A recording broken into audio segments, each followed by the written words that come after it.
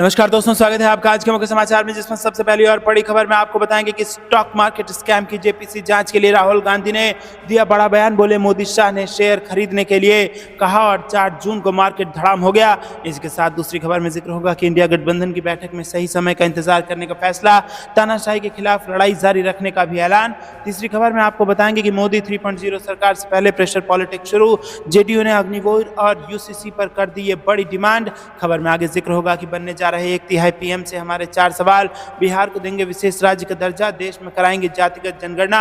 और इसके साथ खबर में आगे जिक्र होगा कि बंगाल में 12 सीटें जीतने वाली बीजेपी के साथ खेला, टीएमसी का दावा, संपर्क में है 3 सांसद। दोस्तों, इसी प्रकार की तमाम बड़ी खबरें आपके लिए लेके आए हैं, लेकिन उससे पहले अगर आपको भी ऐसा लगता है कि ये जो सरकार बनी है ये अब ज्यादा दिन इसका टिकना मुश्किल है और इंडिया गठबंधन एक सक्सेसफुल गठबंधन है और ये सरकार बनाकर रहेगी, तो वीडियो कीजिए लाइक और चैनल को सब्सक्राइब करके बेल आइकन दबाकर कमेंट में लिखे जाए। रुक करते हैं सबसे पहली और बड़ी खबर की तरफ। स्टॉक मार्केट स्कैम की जेपीसी जांच हो, राहुल गांधी बोले मोदी शाह ने शेयर खरीदने के लिए कहा और 4 जून को मार्केट धड़ाम हो गया। जी हां दोस्तों, आपको बता दें लोकसभा चुनाव नतीजे के बाद राहुल गांधी ने पीएम मोदी और अमित शाह पर निशाना साधा। राहुल गांधी ने गुरुवार को प्रेस कॉन्फ्रेंस करते हुए कहा कि पीएम मोदी और अमित शाह ने देश की जनता से शेयर मार्केट में इन्वेस्ट करने के लिए कहा था, जिसके बाद 4 जून को शेयर मार्केट बुरी तरह गिर गया है। 3 जून को शेयर मार्केट काफी ऊपर गया और 4 जून को गिर गया। उन्होंने कहा कि मोदी सरकार ने शेयर मार्केट को लेकर भ्रम क्यों फैलाया, जबकि उनको पता था कि 4 जून को शेयर मार्केट गिरेगा। राहुल गांधी ने मीडिया चैनल्स और सर्वे कंपनियों के एग्जिट पोल पर भी सवाल उठाए हैं और राहुल गांधी ने कहा कि मीडिया ने झूठ एग्जिट पोल क्यों दिखाया। गांधी ने कहा कि हम फर्जी एग्जिट पोल और शेयर मार्केट को लेकर जांच चाहते हैं। उन्होंने कहा कि शेयर मार्केट से देश को 30 लाख करोड़ रुपए का नुकसान हुआ है। राहुल गांधी ने कहा कि चुनाव के समय पीएम नरेंद्र मोदी, गृह मंत्री अमित शाह और वित्त मंत्री निर्मला सीतारमण ने स्टॉक मार्केट पर टिप्पणी की। जहां प्रधानमंत्री ने स्टॉक मार्केट बढ़ने की बात कही, तो वहीं गृह मंत्री ने कहा कि 4 जून से पहले लोगों को शेयर खरीदने चाहिए, लेकिन 4 जून को बाजार गिरता रहा और करीब 30 लाख करोड़ रुपए का नुकसान होता है। ये घोटाला है और हम इस घोटाले में जेपीसी जांच की मांग करते हैं। रुक करते हैं अगली ब्रेकिंग न्यूज की तरफ। इंडिया गठबंधन की बैठक में सही समय का इंतजार करने का फैसला, तानाशाही के खिलाफ लड़ाई जारी रखने का भी ऐलान। जी हां दोस्तों, लोकसभा चुनाव के नतीजों के बाद बुधवार शाम को दिल्ली में बुलाई गई विपक्षी इंडिया गठबंधन के घटक दलों की बैठक खत्म हो गई है।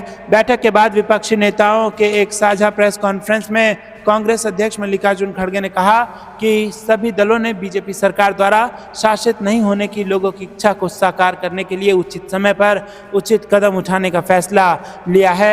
इंडिया गठबंधन के नेताओं की करीब 2 घंटे तक चली बैठक के बाद कांग्रेस अध्यक्ष खड़गे ने गठबंधन के सभी नेताओं को मौजूदगी में कहा कि आज की बैठक में मौजूदा राजनीतिक परिस्थिति पर चर्चा की गई, जिसमें बहुत से सुझाव आए। 2 घंटे की चर्चा के बाद सभी दलों के नेता सर्वसम्मति से एक फैसले पर पहुंचे हैं।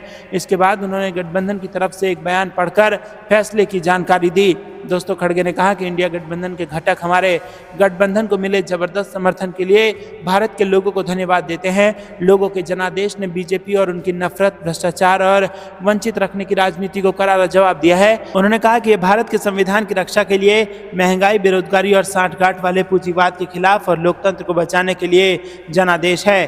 खड़गे ने कहा कि इंडिया गठबंधन मोदी के नेतृत्व वाली बीजेपी की फांसीवादी शासन के खिलाफ लड़ना जारी रखेगा। उन्होंने कहा कि हम बीजेपी सरकार द्वारा शासित न होने की लोगों की इच्छा को साकार करने के लिए उचित समय पर उचित कदम उठाएंगे।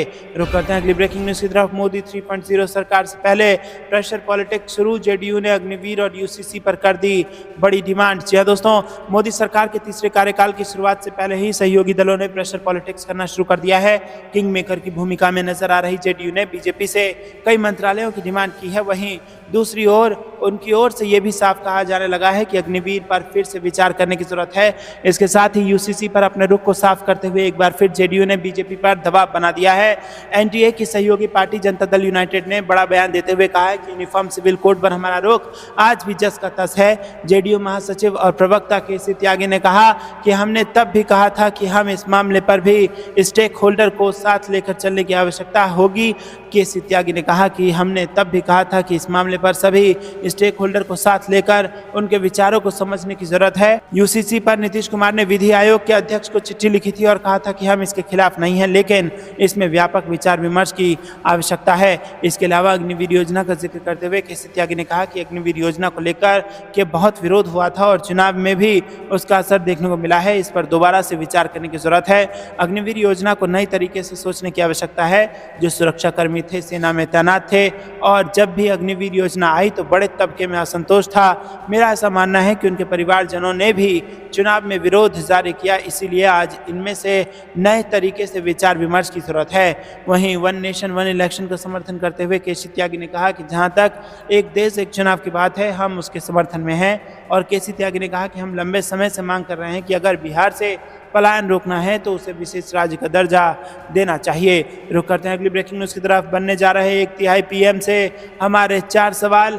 बिहार को देंगे विशेष राज्य का दर्जा, क्या देश में कराएंगे जातिगत जनगणना? जी हाँ दोस्तों, जयराम रमेश ने दागे हैं ये सवाल। लोकसभा चुनाव के नतीजों के बाद सरकार बनाने की कवायद तेज हो गई है और सरकार बनाने की ओर एनडीए ने कदम बढ़ा दिया है। अगर एनडीए की सरकार बनती है तो लगातार तीसरी बार नरेंद्र मोदी देश के प्रधानमंत्री बन सकते हैं। और इस सबके बीच कांग्रेस के वरिष्ठ नेता जयराम रमेश ने नरेंद्र मोदी से कई सवाल पूछे हैं।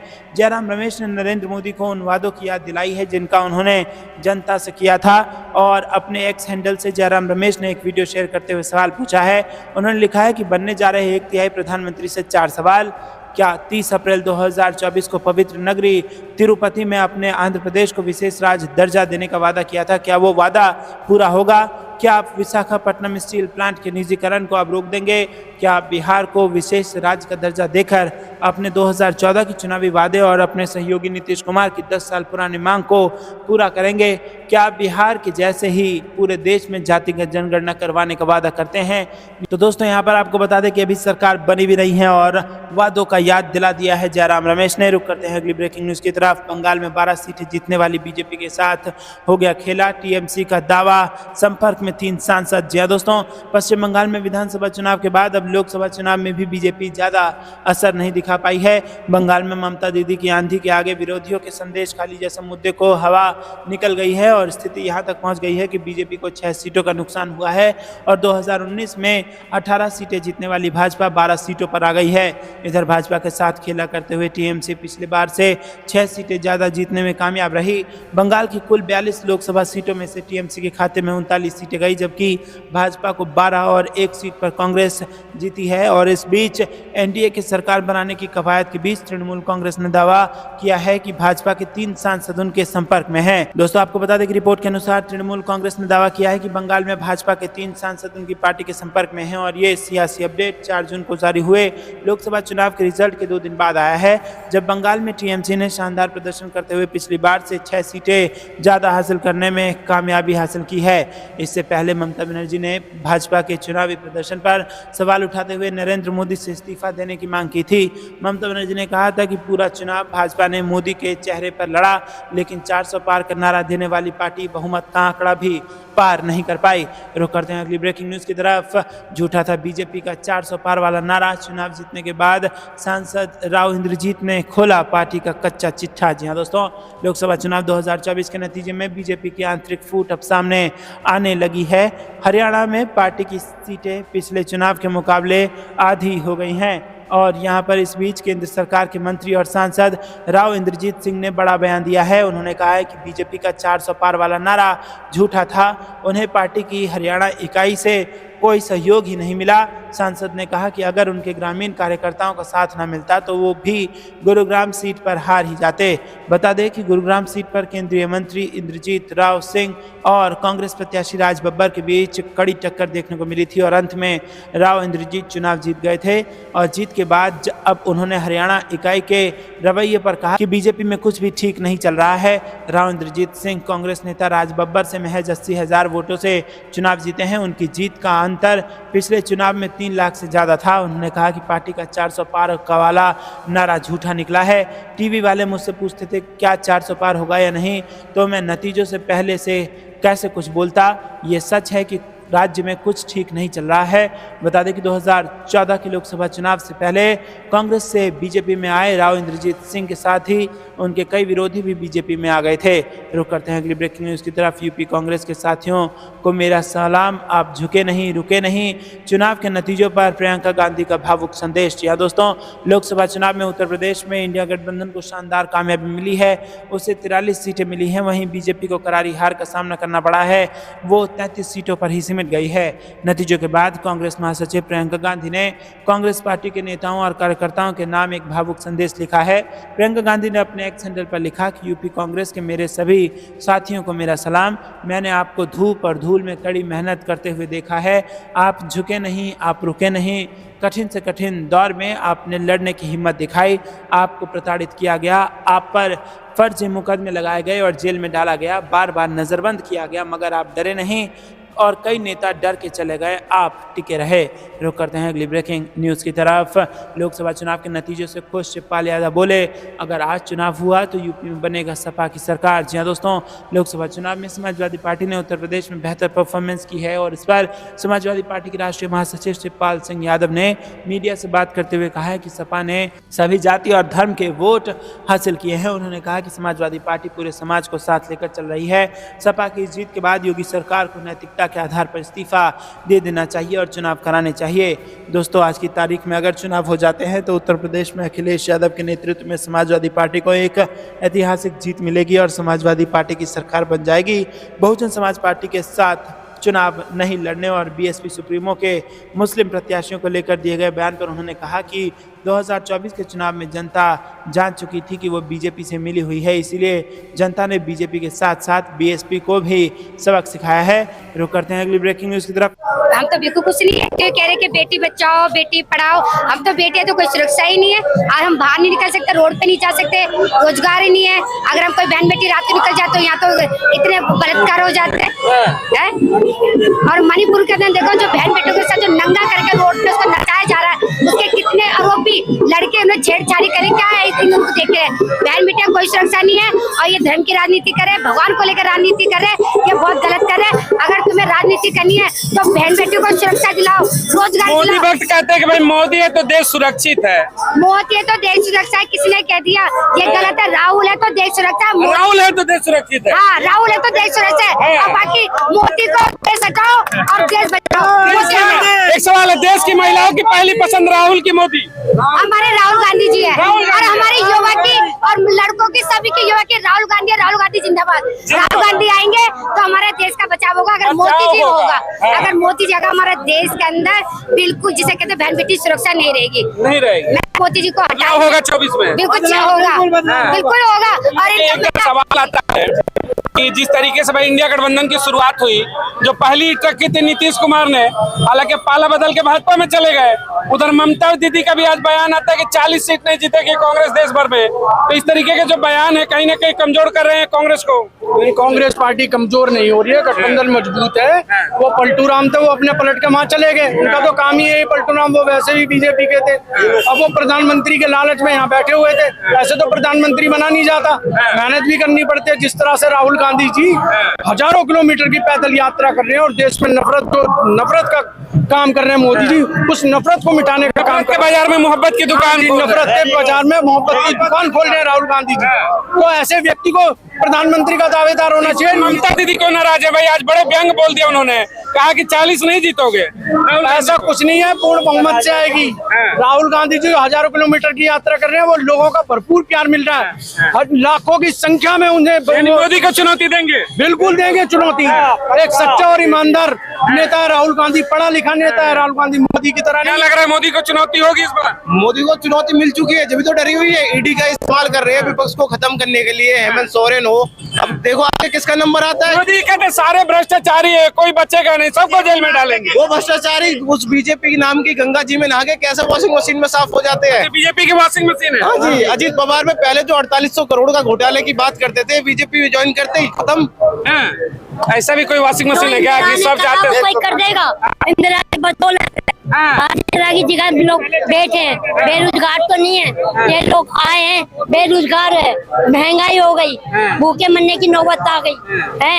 हमारे घर राशन दे दिया, महिलाओं को सिलेंडर दे दिया, पता नहीं हमको नहीं दिया, कुछ भी नहीं, ये झूठा दिलाता है। आज हमारे घर में मर्द नहीं है, बेरोजगार वाली, हमारे को कुछ नहीं है, ये झूठ है सब। महंगाई से दिक्कत है, महंगाई है, हम खाएंगे क्या, कमाएंगे क्या, खाएंगे, रोजगार नहीं है। मोदी के अच्छे दिन नहीं है, मोदी के अच्छे दिन नहीं है, वो बेकार नहीं है, नहीं। राजीव गांधी क्या कहेंगे महिला आप लोग, मोदी जी के काम से खुश हैं? उनको मिला है, उनके लिए फायदा है, बाकी उनको कुछ नहीं मिला। गाँव में काम हो रहा है, मोदी कर रहा है, कहीं नहीं हो रहा, मोदी ने काम नहीं किया, नहीं करे कुछ भी। मोदी ने अपना घर भरा है, कुछ नहीं करे।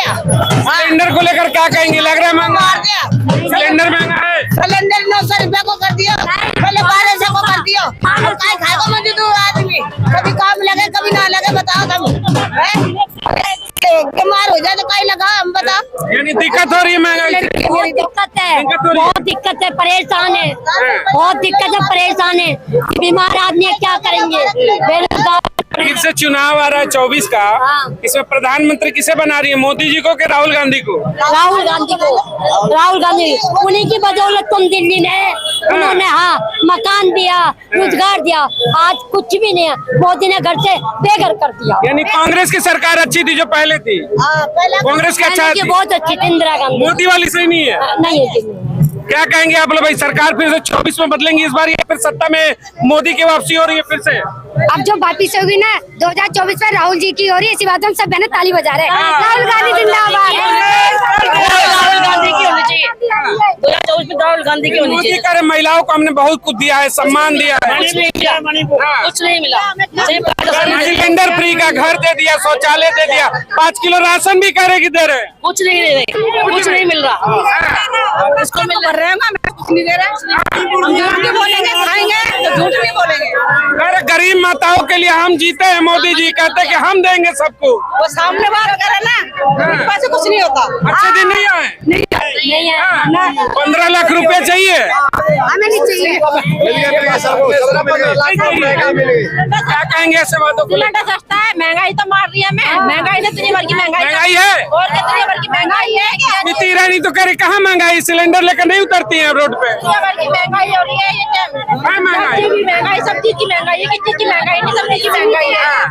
जो वो सिलेंडर लेके फिर सर पे जो निकलती थी, आज जो ये महिला रोजगार के तो लिए महंगाई नहीं इसलिए नहीं निकल रही है, वो महंगा को देखे सिलेंडर पे, जो पता नहीं गरीबों का बोझ है, इसलिए पैसा इसलिए सब हट गई है, वो नहीं है महिला कुछ भी। हमारी जो महिला है प्रियंका गांधी जी, हम उनको जिंदाबाद करते हैं। प्रियंका गांधी है, प्रियंका गांधी हमारी महिला है, हम महिला प्रियंका गांधी है, प्रियंका गांधी जिंदाबाद। क्या कर रहे हैं? महंगाई बहुत चल रही है आज के टाइम में, महंगाई चल रही है, हर चीज महंगाई है, हर चीज रोजगार तो है ना, ठीक है ना सर? कुछ भी नहीं है भाई, काम धंधा कुछ भी नहीं है कहीं भी, काम धंधा कहीं कुछ नहीं चल रहा, रोजगार में दिक्कत है, बहुत ज्यादा भाई साहब, खाली घूम रहे हैं, खाली घूम रहे हैं, काम धंधा नहीं है। मोदी कहे पकौड़े कोड़े बेचो, चाय बेचो, क्या दिक्कत है? भाई तो पकौड़े तो जब भी बेचेंगे जब रोड पर लगने देंगे, रोड पे ठेली भी नहीं लगने दे रहे हैं, यही तो दिक्कत है, रोड पर ठेली भी नहीं लगने दे रहे, तो भगा देते हैं पुलिस वाले हटाना से। 24 का चुनाव है, क्या लग रहा है फिर से मोदी की वापसी हो रही है या फिर कांग्रेस आ रही है?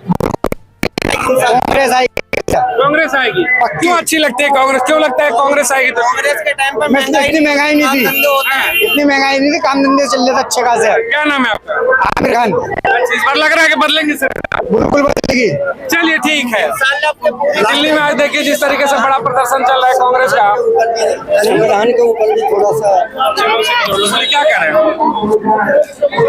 देखिए, देश हमेशा संविधान से चलता है और भारत देश का संविधान दुनिया का सबसे अच्छा संविधान है, जिसमें समता, समानता, भ्रातृत्व तो सब कुछ है। लेकिन मोदी जी की जो सरकार है वो कह चुके हैं, उनके ही इसमें भी बदलाव होना चाहिए। इसमें बदलाव नहीं, वो कह रहे हैं खत्म होना चाहिए। उनका जो चीफ सेक्रेटरी है उसने कहा था कि ये बूढ़ा हो गया, इसको बदला जाना चाहिए। अबे बूढ़ा तो तू भी हो गया है, तू क्यों सत्ता में बैठा है? बूढ़े तो मोदी जी भी हो गए हैं, मोदी जी क्यों सत्ता में बैठे हैं? इसलिए संविधान बदलने वालों की हाथ काट दिए जाएंगे। जिस दिन संविधान बदलने की बात की ना, जिसने भी संविधान बदलने की कोशिश की उसके हाथ काट दिए जाएंगे। पुलिस संविधान को लेकर ये बड़े बयान दे रहे, क्या कहेंगे आप? संविधान की सारी धज्जियां उड़ा दी गई हैं मौजूदा मोदी सरकार के द्वारा। जैसा कि आप जानते हैं कि जितने हमारे इंस्टीट्यूट हैं सबको उन्होंने अपने कब्ज में कर लिया है। चाहे आज आप इलेक्शन कमीशन की बात करें, राज्यपालों की बात करें, यहाँ तक कि मैं ये नहीं कहता, सुप्रीम कोर्ट के महान वकील श्री प्रशांत भूषण जी ने भी ये भी आरोप लगाया है कि जितने बड़े बड़े न्यायाधीश हैं उनको भी ब्लैकमेल कर रही है मोदी सरकार। ये सरकार ने एक तरह से आप मानेंगे तो चीन और रूस की तरह तानाशाही की ओर चल रहे हैं, जहाँ पर ये लोकतांत्रिक और जितनी हमारी डेमोक्रेसी है उसको खत्म करने की तर्ज पर आ चुके हैं। आज कोई भी विपक्षीय दल इनके बारे में कुछ भी बयानबाजी करता है तो ED, CBI, police, income tax, ये टैक्स, वो टैक्स। ईडी सीबीआई तो स्वतंत्र है भाई, जिन्होंने घपला किया उनको हम जेल भेज रहे हैं। कह रहे एक भी घपलाबाज बाहर नहीं बच पाएगा, एक भी भ्रष्टाचारी सड़क पे नहीं रहेगा। मोदी जी मन से कहते सबको जेल में डालेंगे। मैं आपके माध्यम से सर ये कहना चाहता हूँ, आप अजीत पवार को ले लीजिए, जब तक वो एनसीपी में थे तो भ्रष्ट 70,000 करोड़ का उन्होंने घपला किया हुआ था, इरिगेशन स्कैंडल था। आज वो बीजेपी के साथ मिलकर सरकार बना गए, उप मुख्यमंत्री बन जाते हैं और कोई घपलेबाजी नहीं है। महान चोर, महान ठग असम के वर्तमान मुख्यमंत्री विश्वास साहब को देख लीजिए, जिन्होंने सच्चाई घोटाले में जिनका नाम सबसे ऊपर था, आज वो बीजेपी के मुख्यमंत्री बन गए हैं।